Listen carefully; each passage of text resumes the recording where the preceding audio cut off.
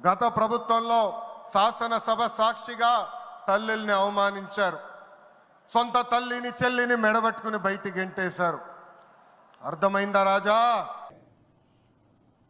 నారా లోకేష్ గారి తాతగారు ఎన్టీ రామారావు గారని పదే పదే చెప్పుకుంటా ఉన్నారు. మరి ఖర్జూర నాయుడు గారి పేరు మీరు ఎందుకు చెప్పుకోవట్లా? తెలుగు సాంప్రదాయంలో నాన్నగారి తండ్రిని తాతని పిలుస్తాం. మరి నారా లోకేష్ గారికి తెలుగు సాంప్రదాయం ప్రకారం తాత ఖర్జూర నాయుడు గారు అవ్వాలి కదా. ఆయన మీద మీకు గౌరవం ఉంటే ఆయనకు ఒక దండేసో కొద్దిగా పూలేసో దండం పెట్టుకోవచ్చు కదా. మీరు కేవలం 2 ఎకరాలు మాత్రమే ఉందని ఖర్జూర నాయుడు గారిని ఏమన్నా చిన్న చూపు చూస్తున్నారా? నారా లోకేష్ గారు, మీరు ఈ ప్రశ్నకి సమాధానం చెప్పాలి. ఈ ప్రశ్నకి సమాధానం చెప్పాలి. పదే పదే మా నాయకుడు జగన్మోహన్ రెడ్డి గారి గురించి, ఆయన కుటుంబం గురించి మాట్లాడుతున్నారు కదా మీరందరూ.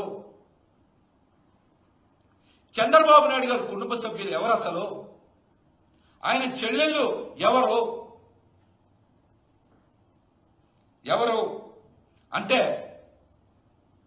మీ మేనత్తగారులు ఎవరు? లోకేష్ గారు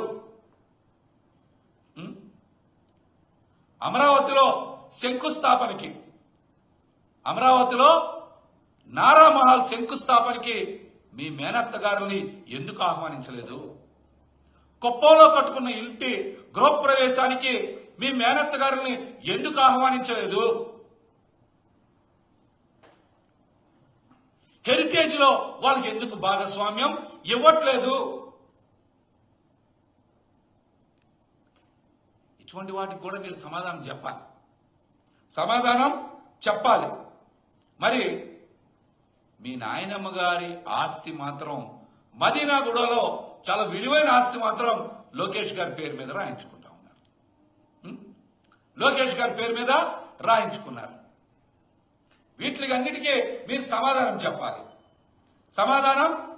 పదే పదే మా నాయకుడు జగన్మోహన్ రెడ్డి గారి గురించి మాట్లాడేటువంటి మీరు తెలుగు సాంప్రదాయం ప్రకారం మీ తాతగారైనటువంటి ఖర్జూర నాయుడు గారిని ఎందుకు గౌరవించరు? సమాధానం చెప్పాలి.